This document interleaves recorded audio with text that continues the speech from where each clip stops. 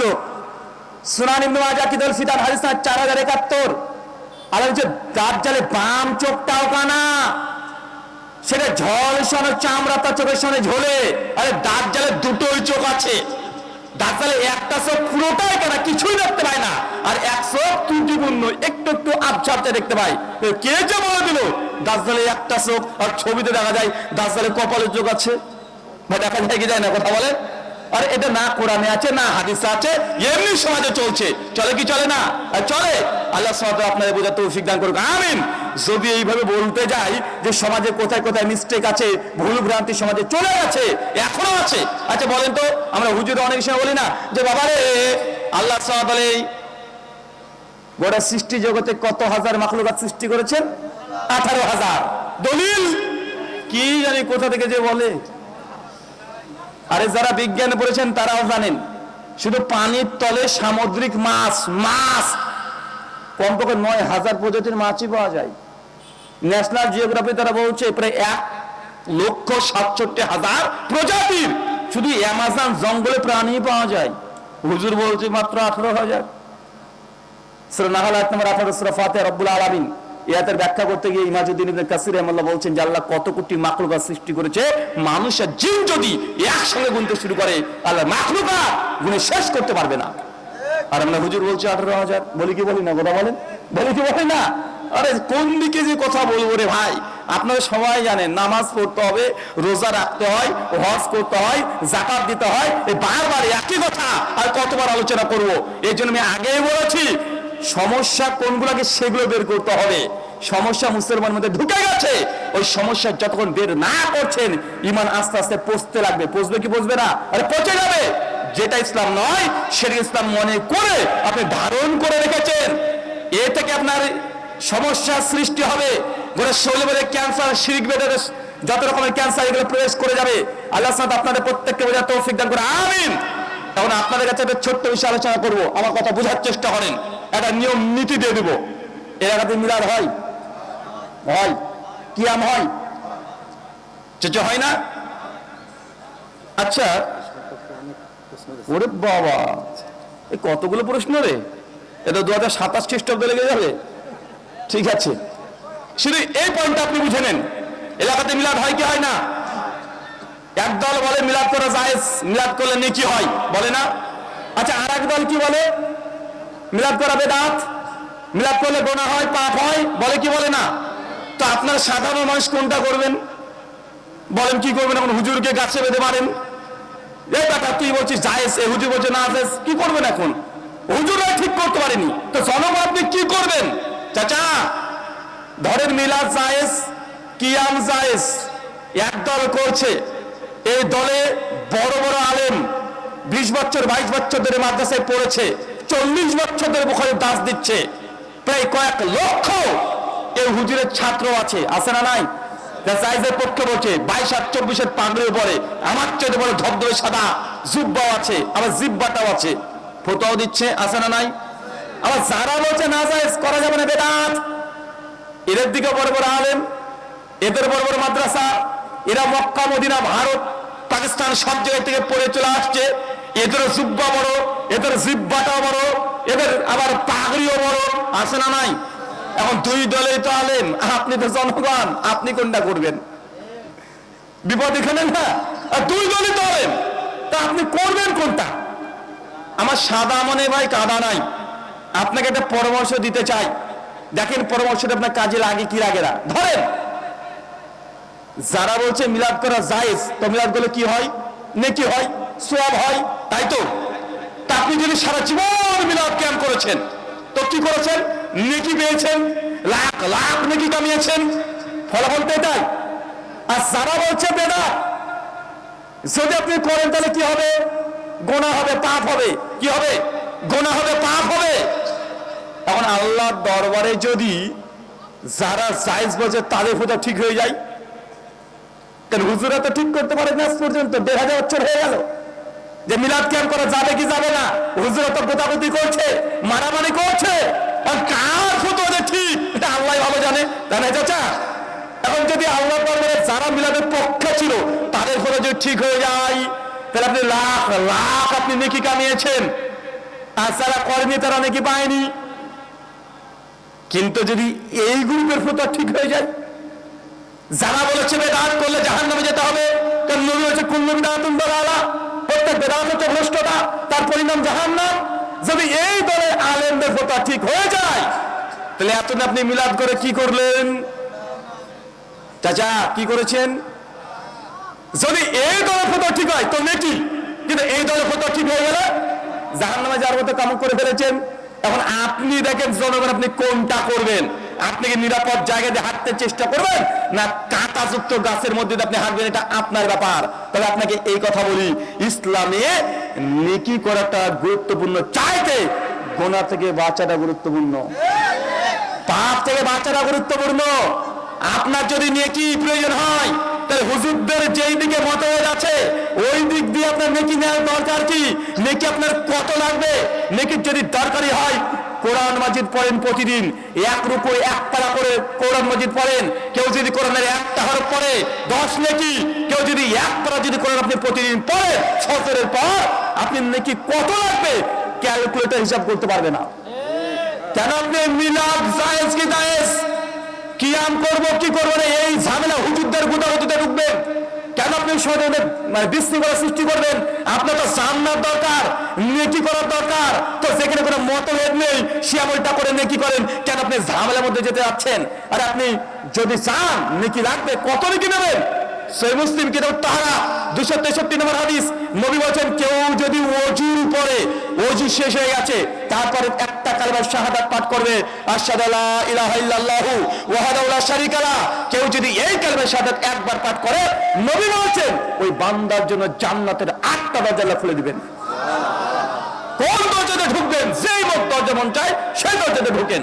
কত নেকি লাগবে আপনার? আর কেন আপনি হুজুরদের এই মিলাদ আর কিয়ামের মধ্যে ঢুকে বসে আছেন?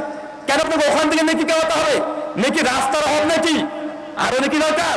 সুনান দারমি হাদিস নাম্বার 1478, নবী বলছেন কেউ যদি প্রতিদিন 10 বার সূরা ইখলাস পাঠ করে, কতবার? 10 বার। ইখলাস কোনটা? কুল হুয়াল্লাহু আহাদ, বাংলা মানে বলে তিনি আল্লাহ এক এবং অদ্বিতীয়। আল্লাহুস সামাদ বলে তিনি আল্লাহ, তার মুখাপেক্ষী নন।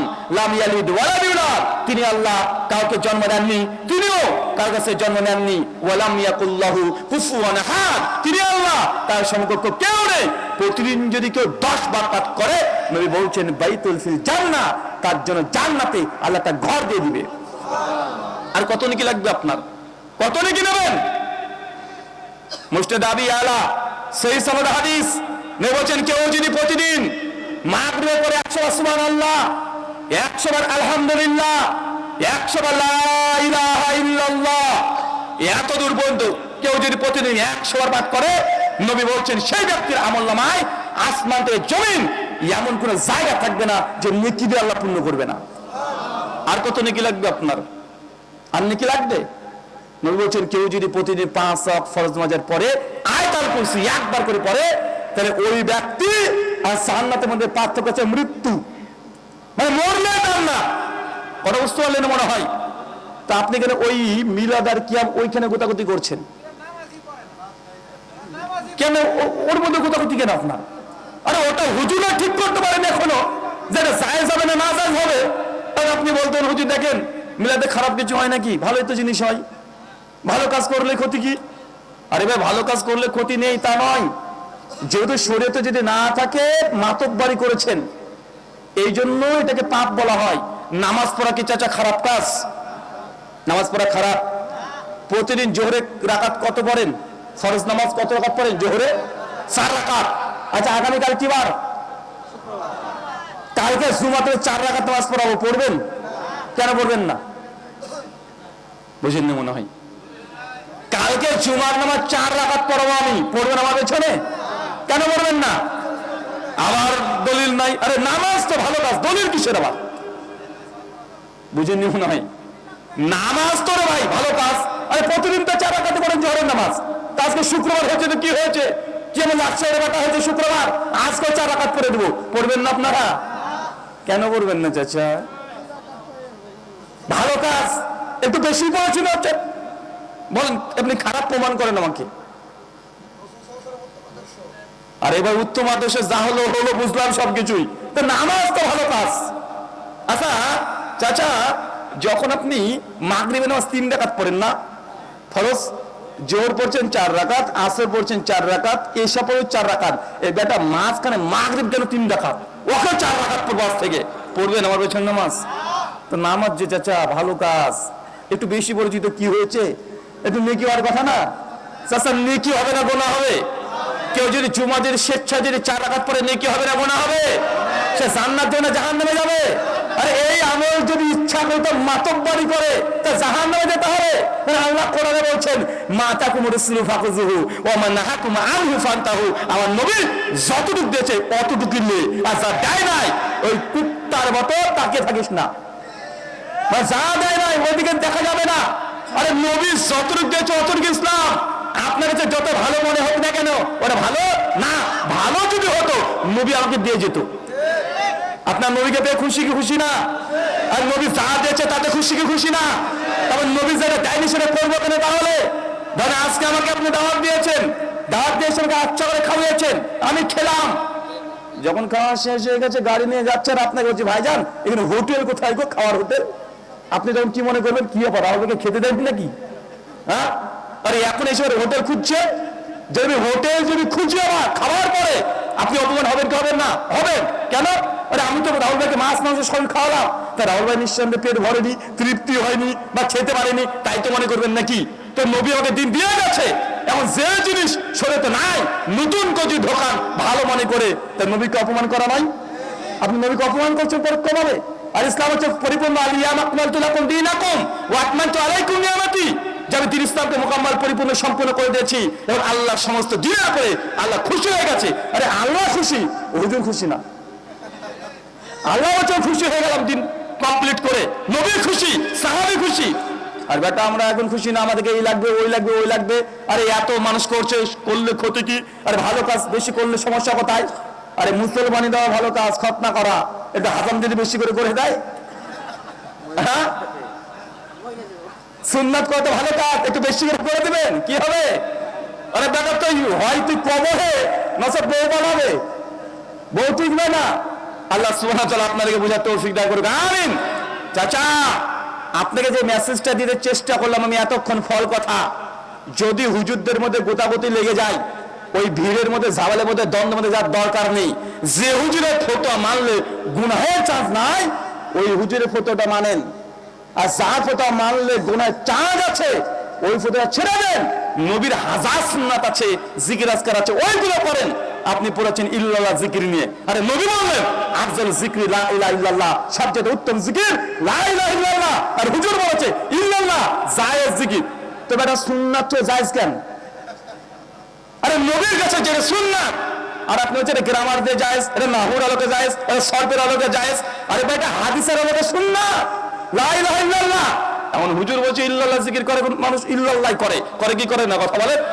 আরে আপনি করছেন করেন, জিকির না করলে আমি কিছু বলবো না, করলে কিছু বলবো না, যা মন চায় তাই করেন। কিন্তু আমার কথা নবী যেটা দিয়ে গেছে এটা বাদ দিয়ে আরেকজনেরটা গ্রহণ করবেন, এর নবীকে ভালোবাসা হলো? একটু বিবেক দিয়ে চেষ্টা করবেন। যে তা না বুঝেন, ছোট্ট একটা উদাহরণ দিয়ে প্রশ্ন উত্তরে ঢুকবো। দাদা আপনার একটা পুকুর আছে, পুকুর বোঝেন তো? আবার খাল, পুকুর আছে। 4 মাস আগে কিছু পোনা ছেড়েছিলেন মাছ, ওই সিলভার কাপ রুই ছোট ছোট ছেড়েছিলেন। 4 মাস পর বাপ বেটা দুজন একসঙ্গে চলে গেছেন জাল নিয়ে, যে মাছগুলো বড় হয়েছে সবগুলো তুলে নিয়ে চলে আসবো। সকালবেলায় গিয়ে জাল ফেলেছেন, সারাদিন জাল দিয়ে মাছ পুকুর ধরে ধরে ধরে ধরে প্রায় 10 ড্রাম মাছ লোড। শেষ যখন জালটা ফেলেছেন দেখছেন পুকুরে আর একটা মাছ নাই। ভালো করে দেখলেন একটাও নাই। জালটা ঘুটিয়ে নিয়ে চলে আসছেন, যখনই মাছটাকে ঘুরেছেন ওইদিকে সমস্যা দেখছেন কাদার মধ্যে কি একটা যেন কলবল করে লড়ে উঠেছে। আপনি তাকিয়ে দেখছেন মাছ, আপনি ঝাঁপ দিয়ে কাদার মধ্যে হাত ঢুকিয়েছেন মাছটাকে ধরার জন্য, কেবল ঢোকাতে গেছেন।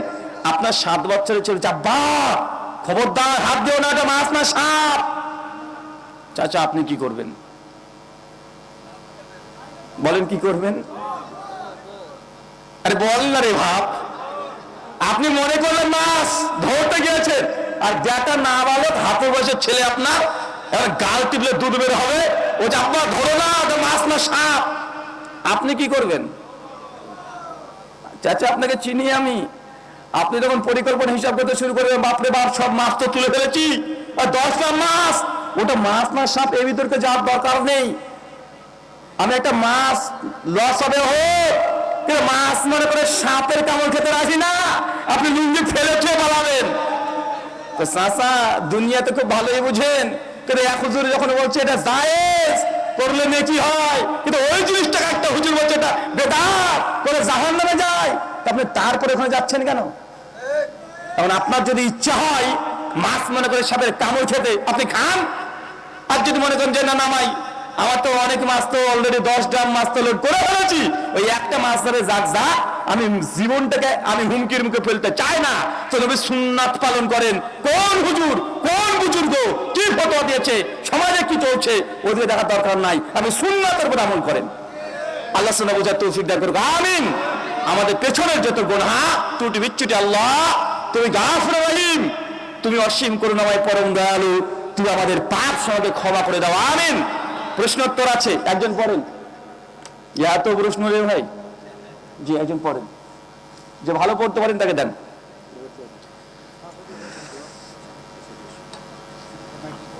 আর আমার আলোচনার মধ্যে যদি কোনো ভুল থাকে, আমি ঘন্টা ধরে আলোচনা করেছি, ভুল আমার হতে পারে কি পারে না? ভুল হবে না তা না, ভুল হতেই পারে। আল্লাহ নবী বলছেন কুল্লু বানি আদম খাত্তাউন, প্রত্যেক আদম সন্তান ভুলকারী। সুনান তিরমিজি হাদিস না 2499। তা আমার আলোচনার মধ্যেও আমার ভুল হতে পারে। যদি কোনো ভুল হয়ে থাকে দলিল ভিত্তিক আপনি আমাকে এখনই সংশোধন করে দিতে পারেন। যদি ভুল হয় দলিলের মাধ্যমে যদি জানাতে চান, সাদর আপনাকে গ্রহণ করবো, কেন আমি মানুষ, আমাদের ভুল হতে সম্ভব, এমন হতেও পারে, হয়েছে কিনা তাও জানি না, কিন্তু আপনারা কি আমার ভুল ধরতে পারবেন কি পারবেন না? ইনশাআল্লাহ পারবেন, কেউ না কেউ আছেই। জি প্রশ্ন